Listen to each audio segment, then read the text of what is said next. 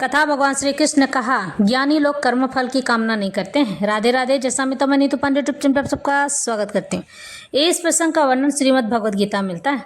आज भगवान श्री कृष्ण अर्जुन को यहाँ समझाते हुए नजर आ रहे हैं और समझाते हैं, कहते हैं कि हे अर्जुन, जो लोग ज्ञानी ध्यानी होते हैं, यानी कि जो लोग ज्ञान का मार्ग अपनाते हैं और तपस्या करते हैं, ऐसे लोग अपना कर्म करते हुए चले जाते हैं, लेकिन इन्हें कर्म फल की चिंता नहीं होती है कि मैं अगर किसी को कोई दान दिया हूं तो उसका फल मुझे क्या प्राप्त होगा। वह बस देते हुए चला जाता है और कभी पीछे मुड़कर नहीं देखता है। ऐसे ही ज्ञानी व्यक्ति संसार को उज्जवल भविष्य की और लेकर जाते हैं और लोगों को बताते हैं कि कभी भी किसी भी मनुष्य को कर्म फल की चिंता नहीं करनी चाहिए, कर्म फल की कामना नहीं करनी चाहिए। जो लोग कर्म फल की कामना करते हैं वो कृपग्न होते हैं, यानी कि भगवान की कृपा को लेकर, और जिसे कहते हैं ना कि अपने आप में अपना ही खाली सोचना और अपने बारे में ही सोचता है, वो और किसी के बारे में नहीं सोच सकता है। इस तरह से भगवान श्री कृष्ण अर्जुन को समझाते हैं, हे अर्जुन, कृपण होना अच्छी बात नहीं है, क्योंकि जो लोग केवल अपने बारे में सोचते हैं वो लोग कभी भी किसी का दूसरे का भला करने के बारे में नहीं सोच सकते हैं। इस तरह से भगवान श्री कृष्ण अर्जुन से और भी बातें कहते हैं। दूरेन हवावरम कर्म बुद्धि योगाधन अंजय बुद्धो शरण निविच्छ कृपण फल हेतव। हे धनंजय, भक्ति के द्वारा समस्त गर्हित कर्मों से दूर रहो और उसी भाव से भगवान की शरण ग्रहण करते रहो। जो व्यक्ति अपना सकाम कर्म यानी कि अच्छे कर्म फलों को भोगना चाहते हैं वे कृपण हैं, यानी कि वो लोग भगवान की कृपा को लेकर और मतलबी बन जाते हैं। कृपण का मतलब होता है स्वार्थी होना। जो व्यक्ति भगवान के दास के रूप में अपना स्वरूप को समझ लेता है वह कृष्ण भक्ति में स्थित रहने के अतिरिक्त सारे कर्मों को छोड़ देता है। जीव के लिए ऐसी भक्ति कर्म का सही मार्ग है। केवल कृपण ही यानी कि मतलबी ही अपने सकाम कर्मों का फल भोगना चाहते हैं, किंतु इससे वे भव बंधन में और अधिक फंसते चले जाते हैं, यानी कि मोह में। कृष्ण की भक्ति के अतिरिक्त जितने भी कर्म संपन्न किए जाते हैं वे गर्हित हैं, क्योंकि इससे कर्ता यानी करने वाला जन्म मृत्यु के चक्र में लगातार फंसा रहता है। वह बार बार जन्म लेता है और मृत्यु को प्राप्त होता है। अतः कभी इसकी आकांक्षा नहीं करनी चाहिए कि मैं कर्म का कारण बनूं। कृष्ण की भक्ति में हर कार्य कृष्ण की तुष्टि के लिए किया जाना चाहिए। कृपणों को यह ज्ञात नहीं है, स्वार्थियों को देववश या कठोर श्रम से अर्जित संपत्ति का किस तरह सदुपयोग करें। मनुष्य को अपनी सारी शक्ति कृष्ण भक्ति अर्जित करने में लगानी चाहिए, इससे उसका जीवन सफल हो सकेगा। कृपणों की भांति मतलबियों की भांति अभागे व्यक्ति अपनी मानवीय शक्ति का भगवान की सेवा में नहीं लगाते हैं। बुद्धि युक्तो जहाति उभे सुकृत दुष्कृते तस्माधो गाय युज्यस्व योग कर्मसु कौशलम। भक्ति में संलग्न मनुष्य जीवन में ही अच्छे तथा बुरे कार्यों से अपने को मुक्त कर लेता है। अतः योग के लिए प्रयत्न करो, क्योंकि सारा कार्य कौशल यही है। जीवात्मा अनादि काल से यानी कि अनंत काल से बहुत ही समय से अपने अच्छे या बुरे कर्म के फलों को संचित करता रहता है, यानी जमा करता रहता है। इसलिए वह निरंतर अपने स्वरूप से अनभिज्ञ बना रहता है। उसे पता ही नहीं रहता कि उसके पास कौन कौन सी शक्तियां हैं। इस अज्ञान को भगवद गीता के उपदेश से दूर किया जा सकता है। यह हमें पूर्ण रूप में भगवान श्री कृष्ण की शरण में जाने तथा जन्म जन्मांतर कर्म फल की श्रृंखला का शिकार बनने से मुक्त होने का उपदेश देती हैं। इसलिए अर्जुन को कृष्ण भक्ति में कार्य करने के लिए कहा गया है, क्योंकि कर्म फल के शुद्ध होने की यही प्रक्रिया है। कर्मजम बुद्धि युक्ता ही फलम त्यक्त्वा मनीषिणः जन्म बंध विनिर्मुक्ता पदम गच्छन्त्य नामयम।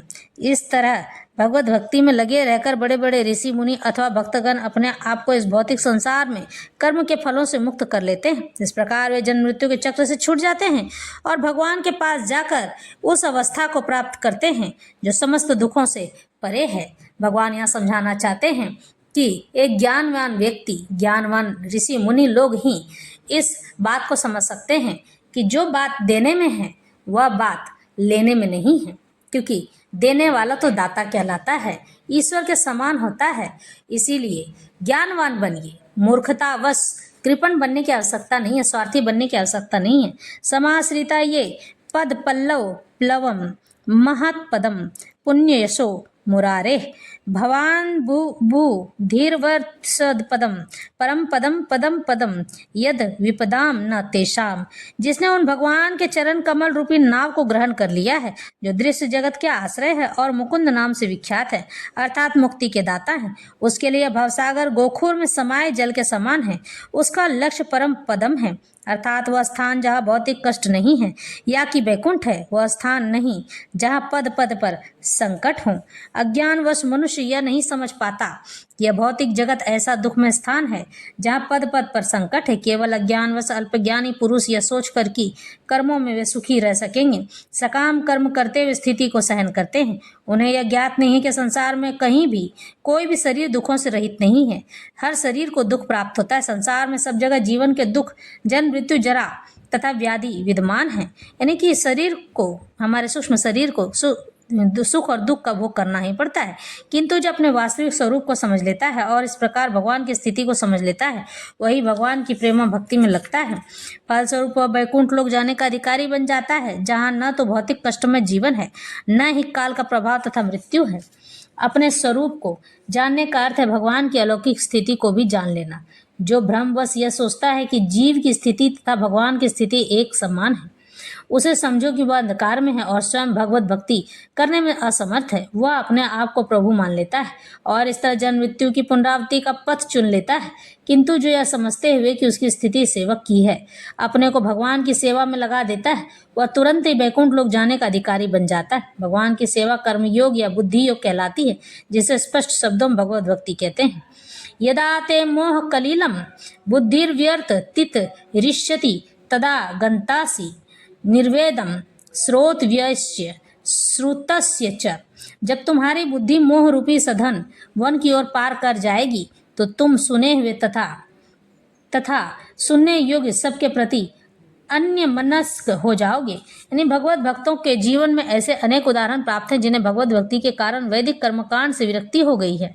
यानी कि जो हर रोज के कार्य करते हैं उनसे अलग हो गए हैं, उन्हें वो करना पसंद नहीं आता। जब मनुष्य श्री कृष्ण को तथा उनके साथ अपने संबंध को वास्तविक रूप में समझ लेता है, तो वह सकाम कर्मों के अनुष्ठानों के प्रति पूर्णतया अन्य मनस्क हो जाता है, भले ही वह अनुभवी ब्राह्मण क्यों न हो।